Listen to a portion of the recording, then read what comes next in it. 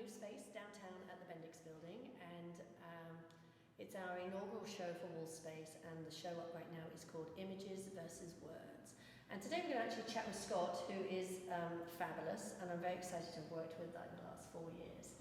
And his work really personifies the show too. I mean, as you can tell, it's a lot of signage and a lot of words, and I'm playing with it. So we're going to learn a few things today. I know a little bit about Scott already, but I'm hoping to learn more. And thank you for listening. Thanks for having me here. Yeah, pleasure. I love it. Okay, cool. So Scott, welcome to Wallspace, and your work right now is up for Images versus Words. At the Bendix. At the Bendix Building. Very exciting. Wallspace at the Bendix Building. It's the inaugural show, so... it's beautiful here. Thank you. I blame you. You're all to blame. It's not my fault.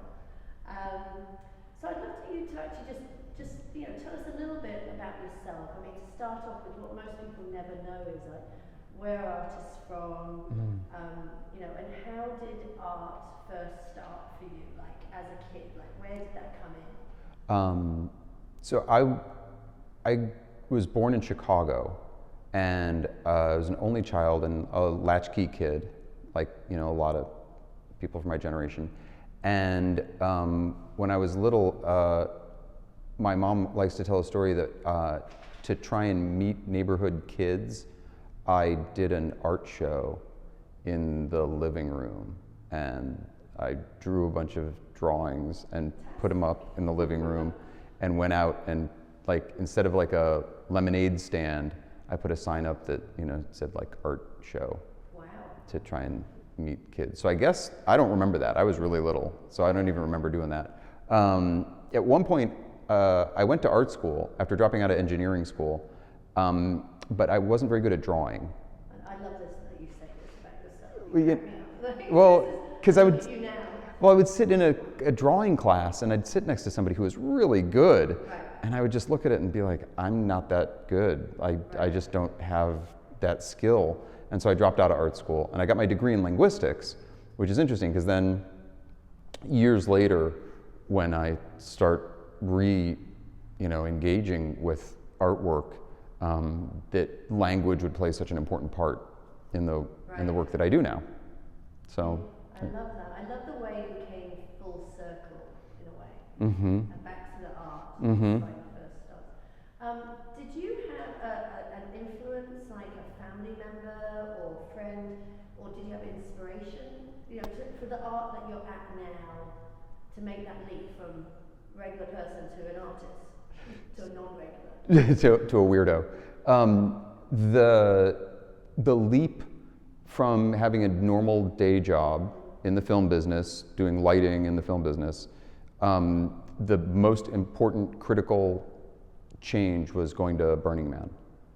And attending Burning Man was an opportunity to see people expressing themselves in all sorts of different ways.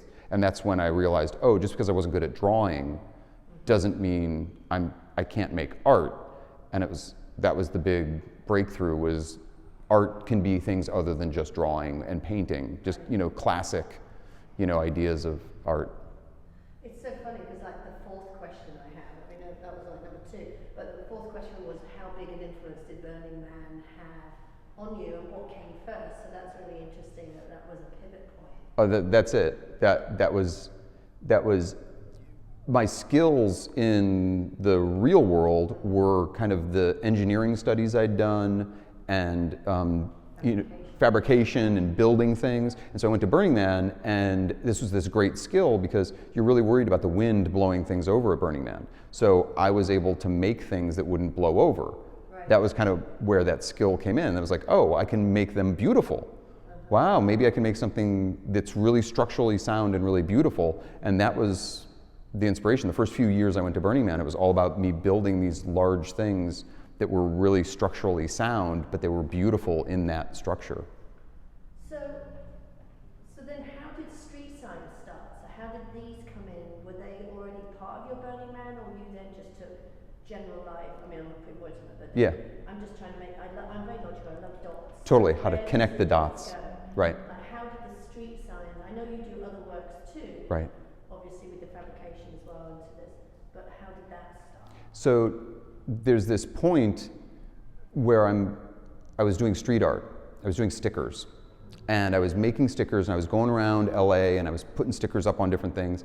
And I was doing this series of this voodoo spirit that I had created, and I would take this head that I made into a sticker, and I would put his head on street signs. That and my cat. So I would do this sticker of my cat and this voodoo character, and I would go on street signs, especially like the crosswalk guy who's like crossing the street, and I would put this sticker on his head. And so and I came up with ways to get the stickers way up there, and so I did that for a long time. And there was one sign that I wanted to put that sticker on that I couldn't get to. It was one it's the Mexican family crossing the freeway on the 5 down by San Diego, and I wasn't able to get to that sign. So I photoshopped the sign with my stickers on it. And I turned that into a sticker. So I had a sticker of a street sign with my stickers on it, and that's when I realized, oh, what if I just started making street signs that looked the way I wanted them to look? Oh, interesting. So this idea of making the street sign with my sticker integrated into it was the first step, and then it was like, oh, what if I just start changing the street signs altogether and just make those into stickers? So I started making stickers. Really, the first one was a yellow diamond that said breathe, and one that said relax. I did those as stickers, and I was like, oh, these are great little stickers. And I was like, what if I just made them into signs? Right. And that was the breakthrough, was I made those into actual signs. That's so interesting. So ironically, I posted relax today. Oh. Because I think we need to. Yeah. Yeah. So, that's what I love about your work, that it's highly informative of a direction we can take. Well, it's also, you get a lot of that, like, oh, we need this so much right now. And the thing that cracks me up is like, it's not topical, it's every day. Yeah, it's not specifically topical today. It's topical every day. It just, it feels like it's topical right now all the time. Oh gosh, yes. So another question I had, still on with the signs, is so now, is it the fabrication of the signs that you enjoy most, and the construction of them, and the placement, or is it the discussion? Has it now kind of gone on from the art and creating it, but to the discussion? Right. I think with the words, it's gone on to another sensibility. I think the way I like to think about it is, I don't think about any of my work as individual pieces. They're all part of this greater narrative. So, none of these specifically to me is more important than any other ones as an individual piece. The concept is, how do they work out in the world, and how do people interact with them out in the world? So to me, the part that's most interesting to me is really, where am I going to put them that people are going to see them? Right. And there's still an infinite number of people, like relatively speaking, that have never seen it. Oh, yeah. And so my favorite part is the surprise, is the first time somebody recognizes one. Like there was the story, the guy who bought one of my pieces, he would have coffee at this coffee shop, and one of my signs was at a gallery across the street from where he was having coffee. This is in Ojai, at the porch, right? So out in front of the porch gallery is one of my signs. He's sitting in Ojai having coffee every day, and it's a yellow diamond, and he's just like, he just assumes it's a sign, says something dumb, like he does. And one day, while he's drinking coffee, he just looks up and he reads it and he goes, that sign says breathe. And for like 2 years, he'd been drinking his coffee, seeing that sign, but never seeing that sign. Yeah. And to me, that's the ultimate goal, is that moment of recognition of when you think, your subconscious paints over what you think it says. You think it says do not enter, and your subconscious paints over it. And that moment, that moment that you break that subconscious painting over it, and you go, oh, it doesn't say what I thought it said. That to me that's the goal. Right. And then how do I get that in front of people to have that moment, that aha moment? So, I mean, I think I might preempt, but I think I know where I want you this to be going, but where do you see these signs kind of going outside of, this language, this country, That's what's... Oh, like international. Well, it's tricky because I'm working on a series now that's in many different languages. So my the peace signs I now fabricate in many languages: French, Spanish, Hebrew, Arabic. And so what's interesting about that is they're all variations on American stop signs, which means that even if it's in Hebrew, it's an American no parking sign with Hebrew writing on it. Right. If you were to go to Israel, I don't even know, but I know that it doesn't look correct for that. So there's an interesting take on the international quality of it, because That's interesting. Yeah, I'm an American, so I know what the emotional connection is to these sorts of shapes and figures. Right. So when somebody shows me a German sign, they say, oh, well, you could just do this to a German sign. It's like, right, but I didn't grow up with that sign, so I don't really know what the... Yeah, I don't have the connection, because the key to the stop sign is, stop signs are easy, because they're pretty international, and I know what the subconscious connection is to a stop sign. Right. It's international. But like some of these other ones, get the right vibe for it. I know American ones because they're deep in my DNA. So it's tough to do them internationally, in my mind. Right. But I do change the English, the American ones, into languages other than English as a discussion about America. Yeah, it's America melting pot. Totally. And cultures and ethnicities and... Especially the Spanish ones in LA, for instance, are a great example. So I do some of the signs in Spanish. They're American signs in Spanish. So to me, there's an element of feeling seen, yeah. Right? That, they're, someone who's a Spanish speaker in America, like, here's a governmental sign in Spanish, speaking to them, Huh, I love it. Yeah.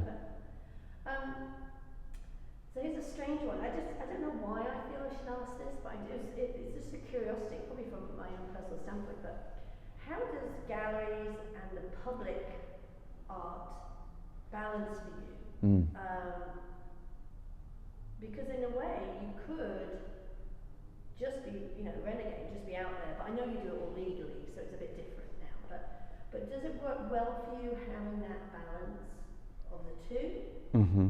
Or, because I know obviously I do it, and then I want people to bring that into their home. But was that something which you ever thought would be happening? Like now you're in art fairs and around the world, as well as installations which you're doing in different cities.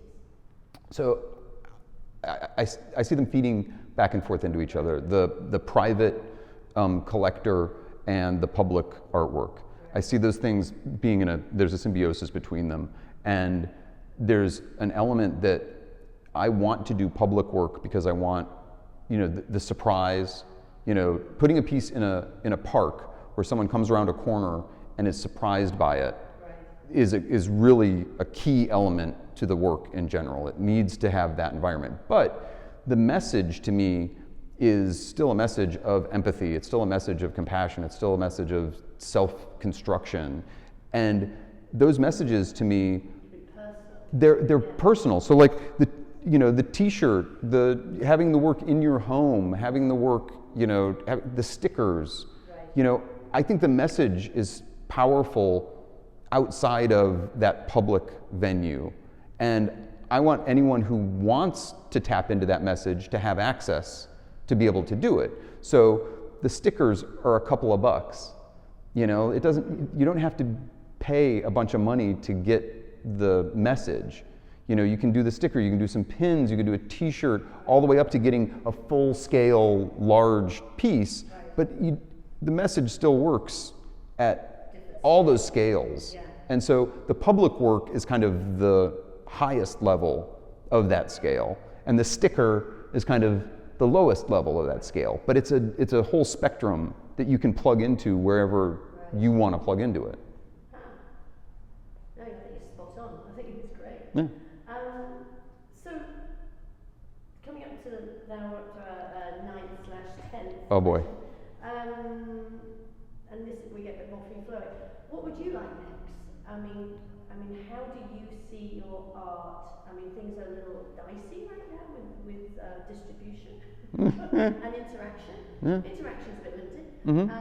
But how do you see beyond that your art going in our society? Well, I'm excited. Each project kind of ends up building on previous projects. So we're working on a project right now for West Hollywood that takes the work and puts it in a very high profile spot right on Santa Monica Boulevard in the middle of West Hollywood, along Route 66.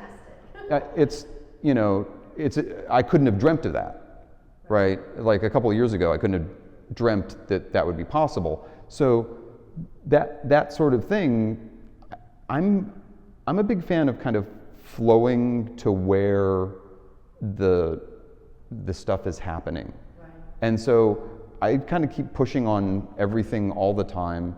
And when something gives, then it's like, okay, this is the way we're going to go. I try not to have too much expectation. Right. You know, like there's the, you know, have your 5-year plan so you know what you're working towards. And I've got certain things that I am working towards, and, you know, I would like to see it in more cities. I apply to, you know, public art programs all over the country. You know, those are, you know, methodical moving forward. But the big ones are ones that kind of come out of left field. Yeah. And you have to be ready. To me, it's the... almost like a zeitgeist moment of like, and then you're just ready to leap because of your attitude.